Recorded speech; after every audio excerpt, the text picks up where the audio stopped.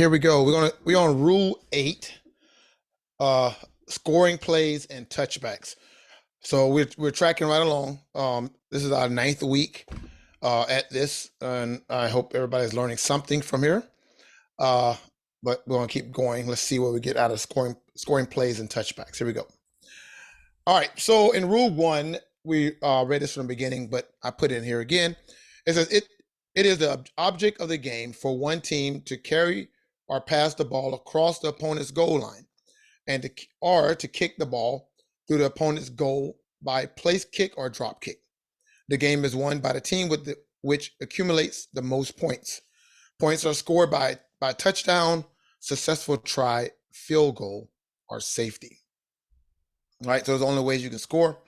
That's pretty simple for most everybody on here. All right, so look at the point values here.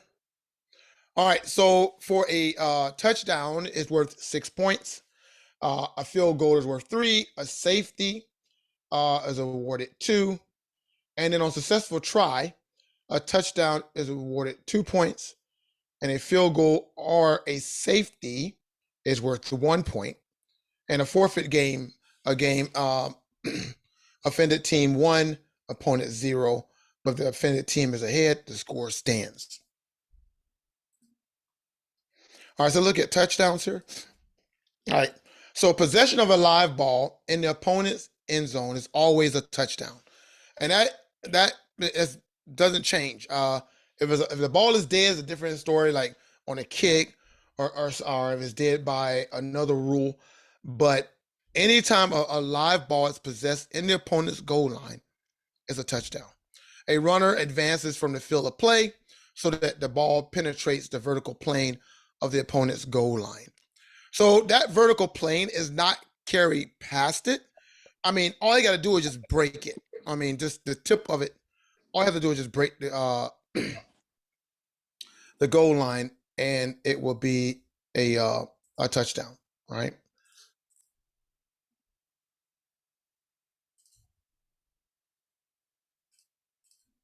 All right. Possession of a live ball in the opponent's end zone is always touchdown. If a loose ball is caught or recovered by a player while the ball is on or behind the opponent's goal line. So let's say there's a fumble, obviously, and the B recovers the ball in A's end zone or the opponent's end zone is a touchdown. There's many, backwards pass, a fumble close to the goal line. All those result in a touchdown. Possession of a live ball in the opponent's end zone is always a touchdown. A player who throws a backwards pass or fumble in the end zone of the opponent and the ball is declared dead while no player is in possession.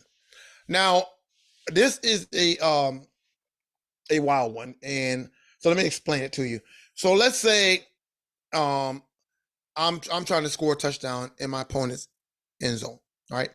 And while I'm trying to, the ball is loose, and the ball rolls into the end zone. If the ball becomes dead, it belongs to the team that had it last. So that means that although there's no player in possession of the ball, if the ball is declared dead in the end zone with no player possession, is a touchdown because the last team that had the ball was the opponent. All right.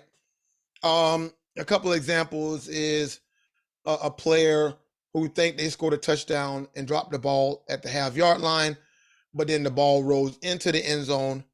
Everybody think it's a touchdown. The official didn't signal. No one tried to possess the ball. If you call it dead, it's a touchdown. All right. Other than because of an inadvertent whistle. So if it's an inadvertent whistle, then it's not considered a touchdown. But that's because they blow the whistle and players trying to get for the ball, whatever. But inadvertent whistle was not considered a touchdown. All right.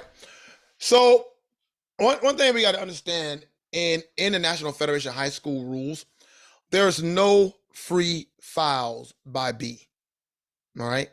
So what do I mean by that? If an opponent of the scoring team commits a foul other than unsportsmanlike conduct, unsportsmanlike or non-player foul, There's no change of team possession, and there was a change a team possession, but the foul happened after the change of possession. The scoring team may accept the result of the play and choose to enforce the penalty on a try or the subsequent kickoff. So, in other words, if B commits a foul, A does not have to decline the foul to accept the touchdown. They can have both. So there's no free fouls in National Federation of High School rules. Now, obviously, if A fouls, we're going to remove the score from the board, and we're going to mark out the penalty for A, and then then they start from wherever the penalty enforcement leaves them. But if it's a foul by B during the play, then um, A may accept the result of the play, which is a touchdown, and have it enforced from the on a try or on a kickoff. Now, if either team commits an unsportsmanlike conduct or a non-player foul during a down in which a touchdown is scored.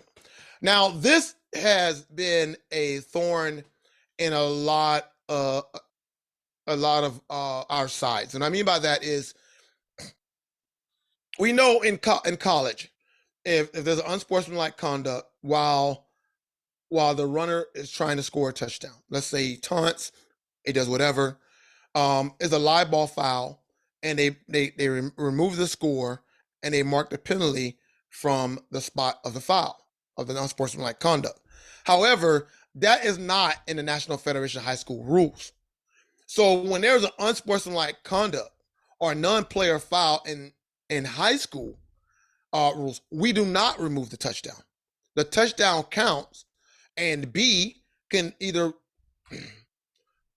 may the B may have the enforce on the try or the subsequent kickoff. All right. So let me show you another slide here. Okay, so this is a penalty enforcement on a scoring play. During a down that result in a touchdown, if either team commits an unsportsmanlike or non-player foul, the offending team has the choice of enforcing on the try or on the subsequent kickoff. They do not have the option to remove the score. And I learned this in 2004 when I was with WCOA, and we went over this because we had a high school crew that removed a touchdown for unsportsmanlike conduct. So it don't make a difference if unsportsmanlike conduct is live or it happened when the play ends. Is that penalty is marked from the succeeding spot, and the succeeding spot is the try or the subsequent kickoff. Now, I have seen a number of times, like 4 or 5 times, where officials have canceled a touchdown because of unsportsmanlike conduct. And this is why I'm like, my gosh, there need to be consistency and a gold standard in teaching officials, because I learned that in 2004, and yet it is 2023, 2022 when it happened. Officials are still calling back touchdowns for unsportsmanlike conduct. And that's because they watch college football, but they don't take the time to learn the rules that apply to the National Federation of High School rules. So they think they know what they're doing, but they do not. So I'm glad you all on this call, on this training, understand we do not call back touchdowns for unsportsmanlike conduct fouls or non-player fouls. Those are marked from the succeeding spot, and the touchdown counts. All right. Either team commits any foul after a touchdown and prior to the initial ready for play for the try, which is the basic spot, is the succeeding spot. So let's say they scored a touchdown, and before we set up for the try, there was a foul by either A or B. Normally it's going to be a dead ball foul. We mark it off from the succeeding spot, which is the try. All right. So let's talk about the try. All right. The scoring team shall attempt a try. This involves a scrimmage down, which is neither numbered nor timed. The snap shall be anywhere on B's 3-yard mark between the hash marks. The try begins when the ball is ready for play. Now, in the case book, it talks about how a team is beating, winning really big over a team, and they decide they don't want to go for the try. They told the referee, "Hey, no, we don't want to go for the try." Well, there's no choice on that. That they have to go for the try. It's not an option for a team not to go for their try. All right. Only A may score during a try. Only A may score during a try. Now I know in NFL, in National Federation, I mean in NCAA, B can score on a try. However, in National Federation High School rules, only A can score. So that means anytime the defense secure possession of the ball, the try is down immediately. It's over. We blow the whistle. We kill it. He can't run it back. She can't run it back. I know that we get a lot of flack from coaches because they think like NCAA, but no, you cannot. A B cannot score on a try. All right, so it's 2 points for a touchdown for them to run a play versus kicking. It is 1 point for a field goal, and it's 1 point for safety by B. And we're going to discuss how A can score 1 point from a safety at the end. All right, a try ends when B secures possession. So in other words, again, when defense secures possession of the ball, it's dead. Right? It's over. We're done. We're moving on. It is apparent a drop kick or a place kick will not score. So the difference between a 2-point try and a field goal try, if a field goal is blocked or whatever the case may be, it's dead immediately. So the ball doesn't remain alive when a drop kick or a place kick is blocked, all right? Or it hits somebody in the butt or whatever. It's dead. Just like when B secures possession of it, it's dead. All right? A try successful, obviously, is a try successful. The try ends. And the ball becomes dead for any other reason, like going out of bounds, blah, blah, blah. All right. If during a successful try, a foul by B occurs, A is given the choice of accepting the penalty and replaying the down, foul, and enforcement, or accept the result of the play and enforce the penalty from the succeeding spot. So again, the offense does not have to worry about the choice of, do you want to accept the touchdown or the kick, or do you want to accept the foul? They can have both. So they can take the result of the play, get the points, and then also have the foul enforced from the kickoff. All right. Or if it's a kick and they want to try to go for 2 points now, because now the ball is within the 1.5 yard line, they can say, okay, we want to accept the penalty. We want to mark it half the distance to the goal line, and then we want to try again for a 2-point try and a touchdown, and they're allowed to do that as well. All right. If during a successful try, a loss of down foul by A occurs, there is no score and no replay. So again, remember, if A's fouls, obviously, B, we're going to accept the result, accept the foul. We're going to mark it off, and B going to have another. A going to have another opportunity for the try. However, if it's a illegal touching by offensive line, if it's a legal forward pass by the passer, or any of those like that, the points are taken off, and they do not try again. All right. If during an unsuccessful try, a foul by A or K occurs, the penalty obviously declined, and the result of the play stand, and there's no replay. A foul by B or R occurs, and the penalty is accepted, the down is replayed after enforcement.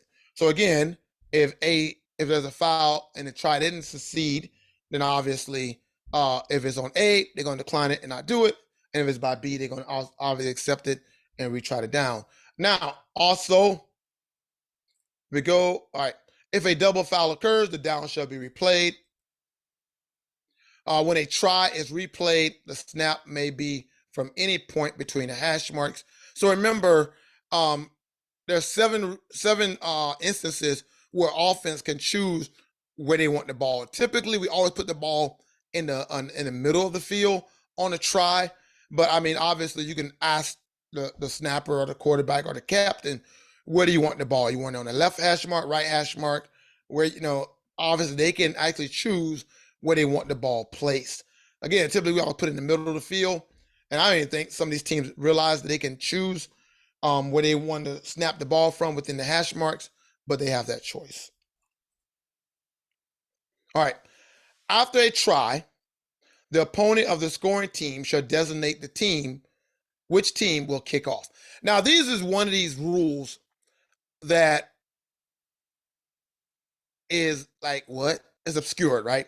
So, and this is one of the questions I always ask officials when they tell me they know the rules. I said, yeah. I said, when after a kickoff, which team choose who kicks off? And they'd be like, "What are you talking about? What do you, I mean, like that's a stupid question." Well, in the National Federation of High School rules, the ones that got scored on chooses which team kicks off. Now, obviously, I have never seen the opponents choose to kick off back to the team that scored. I have never seen it, and in 20 years I've been officiating. But the point of the matter is that it is a rule, and there's a lot of rules like this that a lot of people just don't know. And I use that just to show you that, hey, you should study the rules. You should get into the rule book because there's a lot of rules that you assume that that is a rule that is not. So this is one of them. After the try, the opponent of the scoring team shall designate which team will kick off. All right, let's talk about field goal. A field goal is scored as follows: from a scrimmage or a place kick or a drop kick field goal attempt. Now, a drop kick, remember, is not a punt. A drop kick is when the ball hits the ground and the kicker kicks the ball as it hits the ground and bounces up, or kick the ball as it touched the ground at the same time. Now, I think drop kicks is a lost art. We don't see that. I've never seen a drop kick, but they can try to score from a place kick or a drop kick. All right, the field goal is scored as follows: the ball shall not touch any player of K or the ground before passing through the goals. Now, what if it touch a game official or touch a player of R? Well, right here you're going to see a play where the umpire helps the ball to go through. All right. So on this play, on the field goal, the ball kick, it hits the umpire in the head. Umpire is why it's very good to be in the crouch position. That the goal is good because it happened. It was it touched a game official. And if it would touch an R player, it would have been good as well. Now, if it would touch a K, then it wouldn't be good. Right. All right. A field goal is scored as follows: the ball passes between the vertical uprights or the inside of the uprights extended and above the crossbar of the opponent's goal. So if you see here, the imaginary line that's going up, the ball must cross inside the inside of the upright. So if it's on the outside of the upright, above the upright, then it's no good. All right. No, it has to be inside the uprights. Right. If doing a successful field goal, a foul by R occurs, K is given the choice of what? Accepting the penalty and replaying down following enforcement, or accept the result of the play and enforcement of the penalty from the succeeding spot, which would be the kickoff.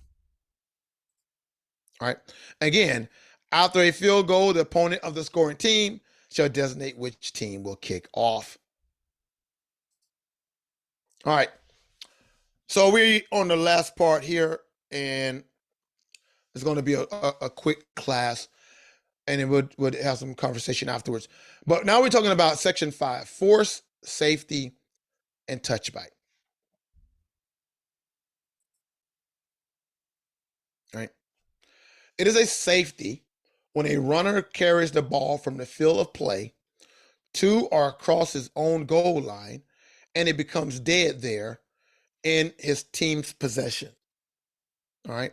So in other words, um, I'm a runner and I crossed my own goal line and I got tackled there as a safety. However, there is the momentum exception. So what is the momentum exception? All right, let's watch this video. So the momentum exception is saying that if the opponents intercept the ball or recover a ball within 5 yards of his goal line, then we would take the ball at the spot of recovery. If the momentum exception was not if it wasn't involved, then this would result in a safety because he was down in his own end zone. However, because um he got it within the on the video, look like he on the 6, honestly. And then you gotta realize it was a momentum or forward progress, but that's a whole nother story. But the momentum exception rules that if the ball is recovered or are intercepted within 5 yards of the opponent of your goal line, then the momentum exception applies. And right here it says when a defense player intercepts an opponent for in an opponent's forward pass, intercepts or recovers an opponent's fumble or backwards pass, or catches or recovers a scrimmage kick or a free kick between his 5 yard line and the goal line, and his momentum carries him into the end zone, where the ball remains in the end zone declared dead in the end zone in his team's possession, or it goes out of bounds in the end zone.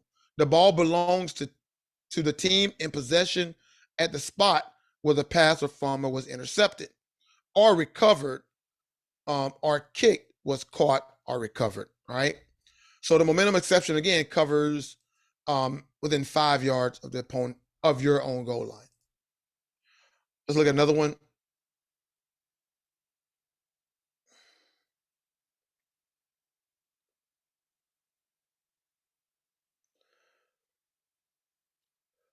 So again, we see the interception. Look like it's on a 5 yard line, and his momentum takes him into the end zone. Now you can cross hairs that he was outside like 5.5. Please don't cross hairs. But the interception would be marked at the 5 yard line. Now, the covering official mechanic. So, what do we do when we have a momentum issue? What should we do as a covering official? Right? If pass intercepted inside team's 5 yard line, and the player making an interception is down in the end zone, or player goes out of bounds there, mark the spot of the interception with the beanbag. So the first thing you need to do, current official, is drop your beanbag. Beanbags are not just for fumbles; it's also for on scrimmage kicks, and it's also on when the momentum section it applies. So you don't beanbag any interception, but you do beanbag an interception within 5 yards to their own end zone. And be prepared to rule whether his or her momentum took him or her into the end zone. All right. So again, if um if you rule that hey, the momentum took him in, then they're gonna take it back at the spot. Now, what if they recover at the 6 yard line and the momentum take him into the end zone? Well, if he's down there, we have a safety. All right. If he's outside the 5 yard mark, like 6 yard line, 7 yard line, then we're going to have a safety. That protection is only from 5 yard line in. Right.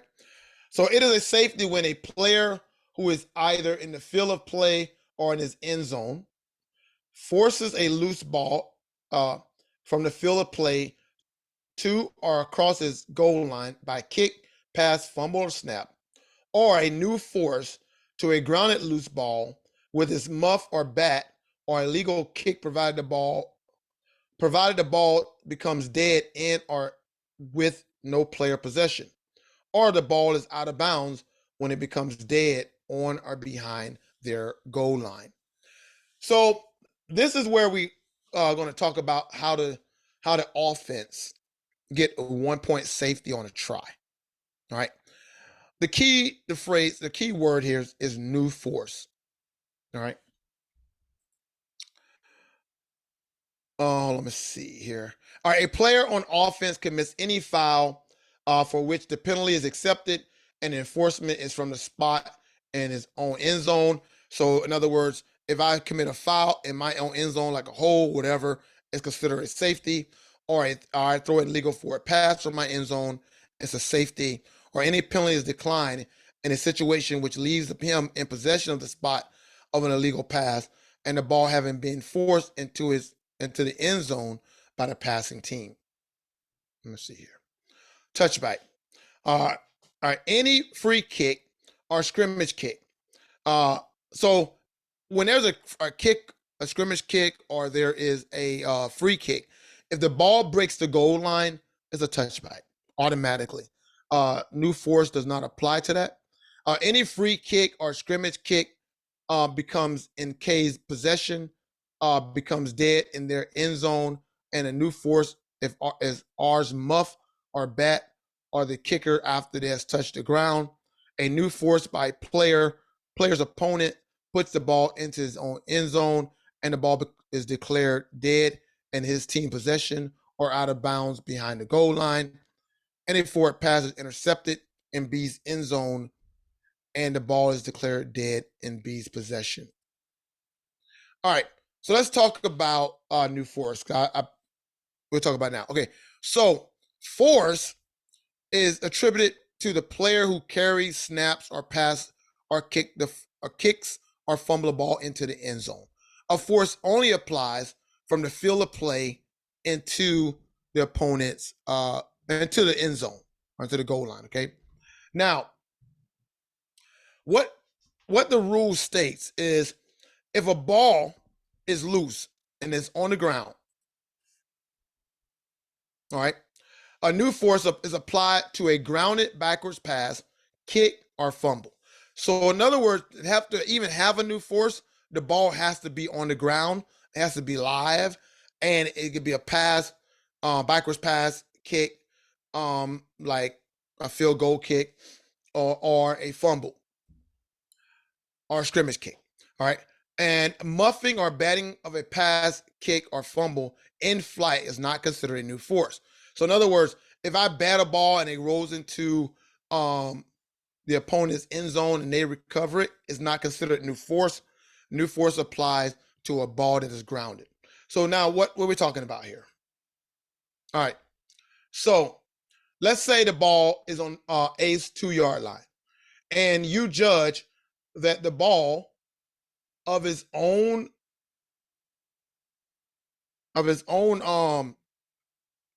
energy will not go into the end zone. Right? It's on a 2-yard line, it's rocking, is rolling away from the end zone, whatever. All right.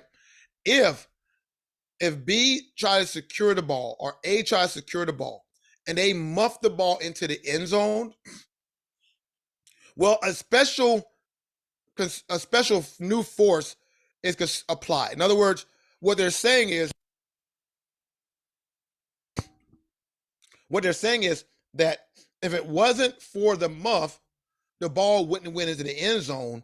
And so because you put the ball in the end zone, now you are responsible for the ball being in the end zone. So let's take this 1 point safety on a try. So obviously it has to be a 2-point try because on a kick, automatically it's dead when the kick is not successful. So let's say A is going for a 2-point try. And while A was going for a 2-point try, they fumbled the ball. All right.